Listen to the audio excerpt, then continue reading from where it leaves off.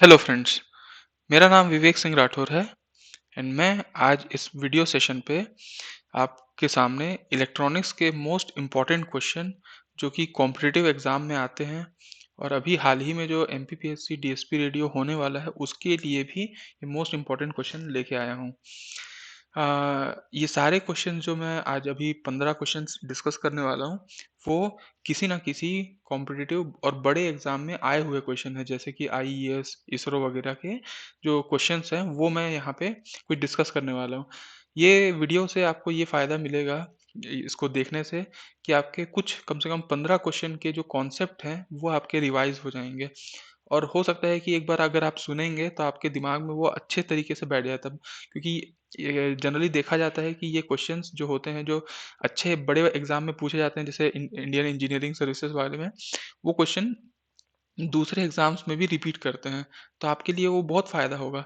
और ये मेरे को क्यों एक्सपीरियंस है, मैं ऐसा क्यों बोल पा रहा हूँ, क्योंकि मैं ऐसे तो बहुत सारे एग्ज़ाम दे चुका हूँ और अभी जो हाल ही में जिसमें मेरा सिलेक्शन हुआ था, मैं खुद अभी डिप्टी सुपरिटेंडेंट ऑफ पुलिस मतलब उसका जो एग्ज़ाम हुआ सीजीपीएससी जो कंडक्ट कराई है, उसमें मेरा फर्स्ट रैंक था रिटन एग्ज़ाम में, ठीक है? और ओवरऑल भी मेरा फर्स्ट था। तो उस एक्सपीरियंस के बेसिस पे कि भाई एग्ज़ाम में ये सारे क्वेश्चंस यही-यही क्वेश्चन आते हैं, तो क्यों ना उनको हम लोग एक बार सुना जाए करके मैं ये सीरीज़ स्टार्ट किया हूँ।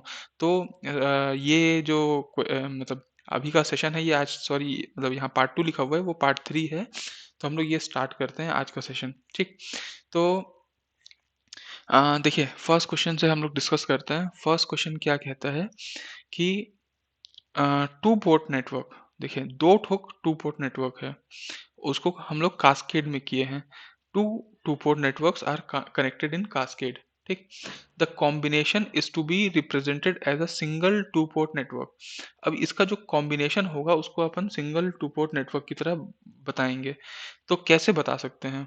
क्वेश्चन यही कहना चाह रहा है कि अगर आप दो ठो टू पोर्ट नेटवर्क को कास्केड में कनेक्ट करते हैं और उस कॉम्बिनेशन को सिंगल टू पोर्ट नेटवर्क दिखाना चाहते हैं, तो आप क्या करेंगे? किसको मल्टीप्लाई करेंगे? क्या 2 एच पैरामीटर को मल्टीप्लाई करेंगे, 2 एबीसीडी पैरामीटर, 2 वाई पैरामीटर या 2 जेड पैरामीटर?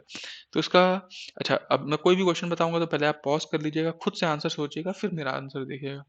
तो इसका करेक्ट आंसर है बी ऑप्शन, एबीसीडी पैरामीटर, क्योंकि एबीसीडी पैरामीटर को आप ऐसे भी जानते हैं कि वो एक ट्रांसमिशन पैरामीटर है या फिर कास्केडिंग के लिए इस्तेमाल होता है। तो कभी भी हम लोग जैसे 2 पैरामीटर को सीरीज़ में ऐड करते हैं, तो वो हम लोग जेड पैरामीटर से ऐड कर लेते हैं, ठीक है? लेकिन जब 2 पैरामीटर को कास्केड में कनेक्ट करते हैं, तो आप हमेशा उसमें एबीसीडी पैरामीटर लगाते हैं। तो इसका जो सही आंसर है, वो बी ऑप्शन है, ठीक? फिर नेक्स्ट क्वेश्चन पे आते हैं। नेक्स्ट क्वेश्चन क्या बोलता है? नेटवर्क का ही है ये। The number of branches in a network is B. मतलब अगर एक जैसे नेटवर्क आप पढ़े होंगे ग्राफ थ्योरी में, ग्राफ थ्योरी का, तो उसमें आप देखे होंगे कि नेटवर्क में बहुत सारे ब्रांचेस होते हैं। तो इस नेटवर्क में वो बोल रहा है कि बी नंबर ऑफ ब्रांचेस हैं, ठीक है? नंबर ऑफ नोड कितने हैं? तो एन नंबर ऑफ नोड हैं, ठीक है? कितने लूप हैं उस नेटवर्क में? तो उस नेटवर्क में आपके एल नंबर ऑफ लूप हैं, ठीक? एल नंबर ऑफ लूप आपके हैं। अब आपका देखिए the number of independent current equation कितने होंगे? तो यहाँ पे पूछा ये गया है कि कितने करंट इक्वेशन होंगे जब नंबर ऑफ ब्रांच बी है, नंबर ऑफ नोड एन है और number of dependent loop L है। तो इसका आंसर होगा कि जो नंबर ऑफ ये एक फॉर्मूला होता है, इस फॉर्मूला को याद रखिएगा। नंबर ऑफ करंट इक्वेशन जो होगा वो आपका एन माइनस वन होगा, तो इस चीज को याद रखिएगा, एन माइनस वन, ठीक? ठीक, उसके बाद नेक्स्ट क्वेश्चन पे आते हैं। नेक्स्ट क्वेश्चन ये बोलता है कि अगर इफ अ कैपेसिटर को is energised by a symmetrical square wave current source, मतलब अगर एक कैपेसिटर यहाँ पे रखा हुआ है, कैपेसिटर में हम लोग symmetrical square wave current source लगाते हैं, ठीक है? उसको एनर्जाइज करते हैं हम लोग सिमेट्रिकल स्क्वायर वेव से, ठीक? तो then the steady state voltage across the capacitor will be, ठीक? उसमें स्टेडी स्टेट वोल्टेज कितना होगा उस कैपेसिटर का, ये वो पूछ रहा है, ठीक है? तो देखिए सिंपल सा क्वेश्चन है कि जिससे हम लोग एनर्जाइज कर रहे हैं वो स्क्वायर वेव है, ठीक है? और वो भी करंट सोर्स है। तो उसमें वोल्टेज कितना होगा? तो वोल्टेज का फॉर्मूला आप जानते हैं क्या होता है? वोल्टेज अक्रॉस कैपेसिटर का फॉर्मूला होता है one by C under integration of I D T, यही होता है 1/c under integration of I D T, मतलब जो भी आई है उसका इंटीग्रेशन हो जाता है। तो अगर कैपेसिटर में आई क्या दिया है, स्क्वायर वेव, तो स्क्वायर वेव का इंटीग्रेशन क्या होता है, रेक्टेंगुलर, मतलब वो ट्रायंगुलर वेव। तो इसका आंसर सीधा सीधा है बी ऑप्शन, ट्रायंगुलर वेव। तो देखिए इस क्वेश्चन से आपको एक कॉन्सेप्ट क्लियर हुआ ना कि भैया कैपेसिटर का वोल्टेज क्या होता है, ठीक, उसमें स्क्वायर वेव का इंटीग्रेशन क्या होता है। तो यहाँ से आपको ये दो तीन चीज कॉन्सेप्ट समझ में आ गया होगा। फिर हम लोग नेक्स्ट क्वेश्चन की तरफ आगे बढ़ते हैं। नेक्स्ट क्वेश्चन क्या है, अ नेटवर्क एन, ठीक है, एक एन नेटवर्क है, ठीक है, उसमें रेजिस्टर है, इंडिपेंडेंट वोल्टेज है, करंट सोर्स है, ठीक है। अब वो बोल रहा है it's value of the determinant based on the node analysis. अब उसका जो डिटर्मिनेंट होगा जब हम लोग नोड एनालिसिस से निकालेंगे तो वो कैसा होगा, डिटर्मिनेंट क्या, कैन नॉट बी जीरो होगा, कैन नॉट बी नेगेटिव होगा, और it determinant is independent of the values of voltage and current source. इसमें ये तीन आपको स्टेटमेंट दिया है। अब उसके बेसिस पे आपको जज करना है कि कौन सा ऑप्शन सही होगा। तो देखिए क्या होगा, डिटर्मिनेंट की वैल्यू याद रखिएगा कि कभी भी नेगेटिव हो सकती है, लेकिन जीरो नहीं हो सकती यहाँ पे नोड एनालिसिस पे। तो आप इस चीज को याद रखिएगा कि आपका यहाँ पे ये है कैन नॉट बी नेगेटिव, ठीक है, कैन नॉट बी जीरो, ठीक, और इज इंडिपेंडेंट। तो ये नेगेटिव हो सकती है, इसमें कोई प्रॉब्लम नहीं है, इसलिए इसका ऑप्शन होगा सी ऑप्शन 2 एंड 3। मतलब एक नेटवर्क है जिसमें register, independent voltage, current source वगैरह सब है, तो उसका डिटर्मिनेंट जब हम लोग निकालेंगे वो कभी भी जीरो नहीं हो सकती, पहली बात।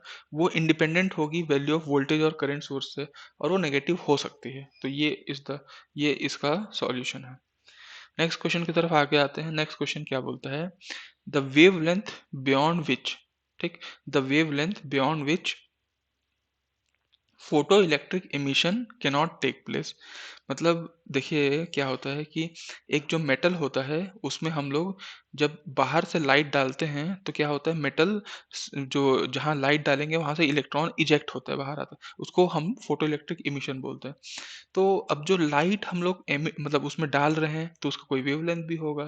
तो ये बोल रहा है कि वो वेवलेंथ बियॉन्ड विच, मतलब एक वेवलेंथ का एक रेंज होगा जिसमें वो इलेक्ट्रॉन एमिट हो रहा है, तो किस रेंज के बाहर, ठीक है, the wavelength beyond which photo electric emission can not take place, उस वेवलेंथ को क्या बोलते हैं। तो याद रखिएगा उस वेवलेंथ को हम बोलते हैं क्रिटिकल वेवलेंथ। तो एकदम फोटो इलेक्ट्रिक इमिशन में याद रखिएगा कि एक पर्टिकुलर वेवलेंथ के बाद वो फोटो इलेक्ट्रिक इमिशन नहीं होता ना, उसके पहले होता है। तो वो जो वेवलेंथ होता है उसको हम लोग क्रिटिकल वेवलेंथ बोलते हैं, ठीक। The wavelength beyond which photo electric emission cannot take place is called as critical wavelength। चलिए नेक्स्ट क्वेश्चन पे आगे बढ़ते हैं।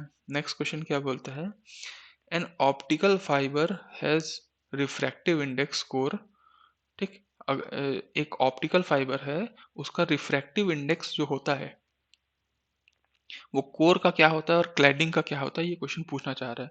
तो आपको एकदम याद रहना चाहिए कि रिफ्रैक्ट ऑप्टिकल फाइबर है, उसका रिफ्रैक्टिव इंडेक्स जो होता है वो अलग अलग होता है, कोर का भी क्लैडिंग का भी। और हमेशा कोर का जो होता है उसको हम लोग ईटा वन बोलते हैं, और क्लैडिंग का ईटा टू। तो ईटा वन जो होता है वो हमेशा ईटा टू से ज्यादा होता है। क्यों ज्यादा होता है, क्योंकि उसी वजह से स्नेल्स लॉ अप्लाई होता है, और तभी टोटल इंटरनल रिफ्लेक्शन हो पाता है। टोटल इंटरनल रिफ्लेक्शन के लिए एक वो है, क्या बोलते हैं, मतलब जरूरी है कि ईटा वन जो होता है या कोर का रिफ्रैक्टिव इंडेक्स क्लैडिंग के रिफ्रैक्टिव इंडेक्स से ज्यादा होना चाहिए, क्योंकि वो जितना डेंस होगा कोर उतना, मतलब और क्लैडिंग जितना रेयर होगा उतना वो लाइट उधर ना जाके वो अपने ही मीडियम में आएगा और टोटल इंटरनल रिफ्लेक्शन होगा। तो इसका सीधा सीधा आंसर है an optical fibre has refractive index core high and low refractive index cladding, simple सा बात, ठीक। नेक्स्ट क्वेश्चन में आगे आते हैं। नेक्स्ट क्वेश्चन क्या बोलता है, when the photo resist coating, क्या होता है देखिए, जब हम लोग, ये ईडीसी का क्वेश्चन है, जब हम लोग आईसी फैब्रिकेट करते हैं, ठीक, तो उसमें हम लोग क्या करते हैं, फोटो रेजिस्ट मटेरियल डालते हैं। यहाँ पे होता है फोटो रेजिस्ट मटेरियल। ठीक, क्या होता है, कई जगह हम लोगों को यूवी रेस पास कराना होता है, तो वो, और कई जगह हम नहीं चाहते हैं कि यूवी रेस पास हो, तो वहाँ पे हम लोग फोटो रेजिस्ट कोटिंग डाल देते हैं। फोटो का मतलब होता है लाइट, रेजिस्ट का मतलब होता है कोई चीज को छुपाना, रेजिस्ट करना, और कोटिंग मतलब कोटिंग डाल दिए। तो फोटो रेजिस्ट कोटिंग वहां पे डाला जाता है जहाँ पे हम चाहते हैं कि यूवी लाइट उसको कुछ भी मत करे। तो when the photo resist coating हम लोग एक्सपोज करते हैं अल्ट्रा वायलेट लाइट के लिए। ठीक है, तो फोटो रेजिस्ट में क्या होता है चेंज, फोटो रेजिस्ट क्या ऑक्सीडाइज हो जाती है, क्या आयोनाइज हो जाती है, क्या पॉलीमराइज हो जाती है, क्या ब्रिटल हो जाती है। तो इसका एग्जैक्ट सही आंसर है कि फोटो रेजिस्ट को जैसे ही आप यूवी रेस डालते हो तो वो क्या होता है, पॉलीमराइज हो जाती है। तो ठीक है, तो पॉलीमर फॉर्म हो जाता है, इसलिए पॉलीमराइज इसका सही आंसर है। ठीक, उसके बाद हम लोग नेक्स्ट क्वेश्चन में जाते हैं। नेक्स्ट क्वेश्चन क्या बोलता है, most of the linear IC. ठीक है, most of the linear IC क्या होता है, टू ट्रांजिस्टर डिफरेंशियल एम्पलीफायर पे बेस्ड होता है। ये आपको भी पता होगा कि टू ट्रांजिस्टर का डिफरेंशियल एम्पलीफायर होता है। तो जितने भी आप लीनियर आईसी देखेंगे आप, वो सब के सब इस टू ट्रांजिस्टर डिफरेंशियल एम्पलीफायर पे ही बेस्ड होता है। लेकिन ऐसा क्यों होता है, क्या उसका input voltage dependent linear transfer characteristic की वजह से, क्या हाई वोल्टेज गेन की वजह से, क्या हाई इनपुट रेजिस्टेंस की वजह से, क्या हाई सीएमआरआर। देखिए, ये जो टू ट्रांजिस्टर डिफरेंशियल एम्पलीफायर है उसका सब चीज यही है, कैरेक्टरिस्टिक चारों ऑप्शन सही है। लेकिन जो लीनियर आईसी इस पे बेस्ड होता है वो किस कारण की वजह से होता है वो जानना है अपन को। तो वो होता है ड्यू टू हाई सीएमआरआर। मतलब देखिए, कॉमन मोड रिजेक्शन रेशियो का मतलब होता है कि कॉमन मोड मतलब नॉइज सिग्नल को हटा देना और अच्छे सिग्नल को रखना, इसका कॉमन मोड रिजेक्शन रेशियो। ठीक है, तो जितना रिजेक्ट कर पाए उतना अच्छा है। तो जितना भी लीनियर आईसी होता है वो टू ट्रांजिस्टर डिफरेंशियल एम्पलीफायर पे इसीलिए बेस्ड होता है क्योंकि उनका सीएमआरआर बहुत ज्यादा होता है। नेक्स्ट क्वेश्चन की तरफ आगे बढ़ते हैं। नेक्स्ट क्वेश्चन क्या बोलता है, इन अ बाईपोलर जंक्शन ट्रांजिस्टर, एक बाईपोलर जंक्शन ट्रांजिस्टर की अगर अपन बात करें तो उसमें क्या होता है, an increase in magnitude of collector voltage. जब अपन कलेक्टर वोल्टेज बढ़ाते हैं तो स्पेस चार्ज विड्थ होता है जो आउटपुट जंक्शन में वो भी बढ़ जाता है, जिसकी वजह से जो इफेक्टिव बेस विड्थ है, जो आपका एक ट्रांजिस्टर का जो बेस वाला रीजन है उसका जो बेस विड्थ है वो कम होना चला जाता है। इस इफेक्ट को क्या बोलते हैं, तो आपको एकदम भली भांति मालूम होगा। इस इफेक्ट को बोलते हैं अर्ली इफेक्ट। अर्ली इफेक्ट का मतलब ही है कि जब आप एमिटर बेस जंक्शन, ठीक है, एमिटर बेस जंक्शन को फॉरवर्ड करते हैं और कॉमन ये जो कलेक्टर बेस जंक्शन है उसको रिवर्स करते हैं, और वो इतना रिवर्स कर देते हैं कि वो मतलब जो बेस विड्थ है वो कम होता चला जाता है। इस प्रक्रिया को, ये इस प्रोसेस को बोलते हैं हम लोग अर्ली इफेक्ट। ठीक है, जिसके कारण जो आईसी है वो बढ़ता चला जाता है, आईसी में बहुत मतलब चेंजेस आता है क्योंकि आईबी की वैल्यू कम होती चली जाती है। ठीक है, तो यहाँ पे अर्ली इफेक्ट हो जाता है, इस फिनोमेना को अर्ली इफेक्ट बोलते हैं। ठीक, उसके बाद नेक्स्ट क्वेश्चन पे आते हैं। नेक्स्ट क्वेश्चन क्या बोलता है कि when a transistor is saturated, कभी अगर ट्रांजिस्टर सैचुरेट हो गया तो वो क्यों होगा। ए ऑप्शन बोलता है एमिटर पोटेंशियल ज्यादा हो जाता है बेस कलेक्टर पोटेंशियल से। बी ऑप्शन बोलता है कलेक्टर पोटेंशियल ज्यादा हो जाता है बेस एमिटर पोटेंशियल से। सी बोलता है बेस पोटेंशियल ज्यादा हो जाता है एमिटर कलेक्टर पोटेंशियल से। और डी ऑप्शन बोलता है बेस एमिटर और कलेक्टर सब के सब सेम पोटेंशियल पे होते हैं। तो देखिए, सब तो सेम पोटेंशियल पे नहीं होते, साफ बात है। ट्रांजिस्टर सैचुरेट तब होता है जब आपका जो बेस होता है वो ज्यादा हो जाता है एमिटर कलेक्टर पोटेंशियल से। तो इसका सी ऑप्शन करेक्ट होगा कि ट्रांजिस्टर तभी सैचुरेट होता है जब उसका जो बेस पोटेंशियल है वो ज्यादा हो जाता है एमिटर कलेक्टर पोटेंशियल से। ठीक, तो इस चीज को याद रखिएगा। उसके बाद हम लोग नेक्स्ट क्वेश्चन पे आते हैं। नेक्स्ट क्वेश्चन क्या बोलता है, which is the diode used for measuring light intensity. ऐसा कौन सा डायोड है जो लाइट की इंटेंसिटी को मेजर करने का काम आता है। तो देखिए, ऑप्शन क्या क्या है, जंक्शन डायोड। जंक्शन डायोड मतलब पीएन जंक्शन डायोड, ये तो आपको पता है। ये तो मेजर करता नहीं है, तो ये तो यूनी डायरेक्शनल का डायोड है, बस करंट को फ्लो कराता रहता है। ठीक है, अपने उससे, और जब रिवर्स बायस होगा तो नहीं कराता, तो इसमें तो लाइट इंटेंसिटी का सवाल ही नहीं है। वैरेक्टर डायोड, वैरेक्टर डायोड तो ट्यूनिंग के लिए काम आता है। वैरेक्टर डायोड आपका, आप वायरलेस में में जब रिसीवर्स में ट्यून वून करते हैं तो आपको वैरेक्टर डायोड काम आता है उसके कैपेसिटेंस की वैल्यू चेंज वेंज करने के लिए। टनल डायोड, तो टनल डायोड तो एक माइक्रोवेव डायोड है, उसमें टनलिंग इफेक्ट होता है तो वो लाइट इंटेंसिटी को नहीं करता। फोटो डायोड, देखिए फोटो शब्द ही आपको पता है फोटो लाइट से रिलेटेड है, तो इसका आंसर सीधा सीधा फोटो डायोड होगा। फोटो डायोड ही कोई भी लाइट इंटेंसिटी आ रही है उसको मेजर करने के काम आता है, ठीक। नेक्स्ट क्वेश्चन आते हैं, नेक्स्ट क्वेश्चन में क्या बोलता है कि अब टनल डायोड की बात करते हैं। टनल डायोड एक पीएन जंक्शन डायोड है, बिल्कुल सही है बिल्कुल पीएन जंक्शन ही है, लेकिन उसमें कैसा डोपिंग होता है? क्या एन रीजन को बहुत ज्यादा डोप करते हैं? डीजनरेटली डोप्ड का मतलब होता है बहुत हैवी डोपिंग, मतलब 1:10⁻³ का डोपिंग, ठीक है। ये चीज को याद रखिएगा, रेशियो भी याद रखिएगा। मैं शायद पिछले ही इसका जो प्रीवियस पार्ट था उसमें आपको एक क्वेश्चन लेके आया था, उसमें मीडियम डोपिंग का बताया था। तो ये सब क्वेश्चन आते हैं एग्जाम में, ये सब क्वेश्चन आईएएस वगैरह के अच्छे अच्छे रेप्यूटेड एग्जाम के क्वेश्चन है, तो याद रखिएगा इसको। एन रीजन हाईली डोप्ड है, पी रीजन हाईली डोप्ड है क्या? आइदर पी है और या एन है, और या तो दोनों के दोनों डीजनरेट डोप्ड है। तो एकदम याद रखिएगा कि जो टनल डायोड होता है उसमें बोथ पी और एन दोनों के दोनों को बहुत ज्यादा डोपिंग किया जाता है, हेविली डोप्ड। इसीलिए इसका ऑप्शन है D option, both N and P regions are degenerately doped, ठीक। उसके बाद हम लोग नेक्स्ट क्वेश्चन पे आते हैं। नेक्स्ट क्वेश्चन क्या है, एक जेनर डायोड है जेनर डायोड, उसकी कुछ फॉलोइंग प्रॉपर्टीज होती है, उसको देखते हैं। पहली property, it is properly doped crystal diode with sharp breakdown, ठीक है। दूसरा, इट इज रिवर्स बायस, ठीक है। जेनर डायोड को रिवर्स बायसिंग में ही करते हैं। जेनर डायोड को अगर आप फॉरवर्ड बायस की तरह, अच्छा थर्ड ऑप्शन तो यही बोल रहा है कि it's forward characteristic are just that like of ordinary diode, और चौथा बोल रहा है it's reverse characteristic are just like ordinary diode. तो देखिए इसमें पहली लाइन जो है वो सही है कि वो एक क्रिस्टल डायोड है, जेनर डायोड, जिसका ब्रेक डाउन बहुत शार्प होता है, और शार्प होने की वजह से ही उसको वोल्टेज रेगुलेटर की तरह इस्तेमाल किया जाता है। दूसरा है इट इज रिवर्स बायस, हाँ तो बिल्कुल सही है, इसको जो वोल्टेज रेगुलेटर की तरह है वो रिवर्स बायस में ही काम आता है। तीसरा ऑप्शन बोलता है कि इसका फॉरवर्ड जो कैरेक्टरिस्टिक होता है वो ऑर्डिनरी डायोड की तरह होता है, तो बिल्कुल सही है। इसका जो फॉरवर्ड कैरेक्टरिस्टिक है वो नॉर्मल पीएन जंक्शन डायोड की तरह ही होता है। लेकिन चौथा ऑप्शन गलत है, क्योंकि चौथा ऑप्शन बोल रहा है कि reverse characteristic are like ordinary diode, तो नहीं, इसका रिवर्स कैरेक्टरिस्टिक ही तो पूरा इसको जेनर डायोड बनाता है, वो ऑर्डिनरी डायोड की तरह है ही नहीं, उसका शार्प ब्रेकडाउन है। इसीलिए फोर्थ ऑप्शन गलत है, 1, 2 एंड 3 इसका सही है, C option will be the correct answer, ठीक। सेकंड लास्ट क्वेश्चन को आज देखते हैं।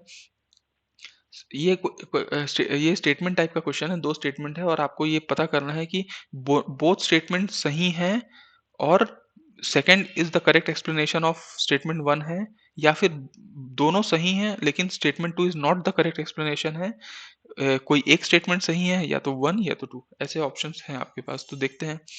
An instrumentation amplifier must have well matched component, तो एक इंस्ट्रूमेंटेशन एम्पलीफायर होता है उसका वेल मैच कंपोनेंट होता है, ऐसा बोल रहा है स्टेटमेंट वन। तो हाँ बिल्कुल होता है भाई, इंस्ट्रूमेंटेशन एम्पलीफायर का सारे कंपोनेंट वेल मैच्ड होते हैं, अच्छी बात है, एकदम सही बोल रहा है। सेकंड बोलता है to be able to faithfully amplifier, अगर उसको अच्छे से एम्पलीफाई करना है इंस्ट्रूमेंटेशन एम्पलीफायर को, तो उसको excellent common mode rejection ratio चाहिए, तो ये भी बिल्कुल सही है भाई। अगर अच्छे से एम्पलीफाई करेगा तो भाई कॉमन मोड सिग्नल्स को हटाएगा तभी तो अच्छे से एम्पलीफाई करेगा, तो कॉमन मोड रिजेक्शन रेशियो अच्छा होना चाहिए, बिल्कुल सही। लेकिन इसका क्या बोल, हाँ तो ये आपका हो गया बिल्कुल दोनों ऑप्शन सही हैं। और टू जो है, देखिए वेल मैच इक्विपमेंट होगा तब तो उसका कॉमन मोड रिजेक्शन रेशियो आएगा, तो जो और कॉमन मोड रिजेक्शन रेशियो आएगा तब उसके पास वेल मैच कंपोनेंट रहेगा, सॉरी। तो statement two is the correct explanation of statement one, इसलिए A option is the correct answer, ठीक है। उसके बाद लास्ट क्वेश्चन पे आज डिस्कस करते हैं। लास्ट क्वेश्चन ये है कि ये भी वैसे ही टाइप का क्वेश्चन है, उसमें ये देखते हैं कि सैम्पलिंग इन वन डोमेन, ठीक है, सिग्नल सिस्टम का क्वेश्चन है। Sampling in one domain makes the signal to be periodic in other domain, तो ये बिल्कुल सही है। अगर आप सैम्पलिंग करते हैं एक डोमेन में तो दूसरे डोमेन में वो सिग्नल को पीरियोडिक कर देता है, हाँ तो बिल्कुल सही है। आप देखे होंगे जब एक्स टी को एक्स एन टी करते हैं, मतलब एक्स एन उसका अपन सैम्पलिंग करते हैं एन टी को, तो वो सिग्नल को पीरियोडिक बना देता है, तो ये बिल्कुल एकदम स्टेटमेंट सही है ना, कोई इसमें मिस्टेक नहीं है। दूसरा स्टेटमेंट क्या बोलता है? Multiplication in one domain is the convolution in the other domain. बिल्कुल सही। हम लोग x T into H T करते हैं तो कन्वोल्यू फ्रीक्वेंसी डोमेन में उसको x T convolution with H T करना पड़ता है, तो ये बिल्कुल सही बात है। लेकिन इसका उससे कोई लेना-देना नहीं है। मतलब ये तो है एक प्रॉपर्टी मल्टीप्लिकेशन और कन्वोल्यूशन का, और सैंपलिंग एक अलग है जो उसको पीरियोडिक बना रहा है, या पीरियोडिक सैंपलिंग हो रहा है वो अलग है। तो ये दोनों सही है, लेकिन 2 is not the correct explanation of 1, तो इसलिए इसका आंसर बी होना चाहिए, ठीक? तो आई होप आप लोगों को ये 15 क्वेश्चन समझ में आए होंगे। ये 15 क्वेश्चन जैसे हैं, आप देखे होंगे कि ये सिग्नल एंड सिस्टम का है, कोई इंस्ट्रूमेंटेशन का है, कोई आपको ईडीसी का भी दिखा, कोई माइक्रोवेव का भी क्वेश्चन आपको दिख रहा है, ठीक? यहाँ पे आपको ट्रांजिस्टर से रिलेटेड क्वेश्चन दिखे, कोई एलआईसीए का क्वेश्चन आपको दिख रहा है, कोई ऑप्टिकल कम्युनिकेशन का क्वेश्चन है, ठीक? और कोई नेटवर्क का क्वेश्चन है। तो आपको अलग-अलग वैरायटी के क्वेश्चन मैं प्रैक्टिस करा रहा हूँ, और मैं पूरी उम्मीद करता हूँ कि ये अगर आपको पसंद आ रहा होगा, आप कमेंट बॉक्स में ज़रूर लिखिए कि आपको कैसा लग रहा है। उस हिसाब से मैं आगे इस सीरीज़ को आगे बढ़ाता चला जाऊँगा, ठीक है? तो होप आपका 15 क्वेश्चन आज रिवाइज़ हुआ होगा। तो फिर मिलेंगे हम लोग नेक्स्ट पार्ट में, नेक्स्ट वीडियो में। तब तक के लिए tata, bye bye, see you, have a good day सभी को। जय हिंद, जय भारत।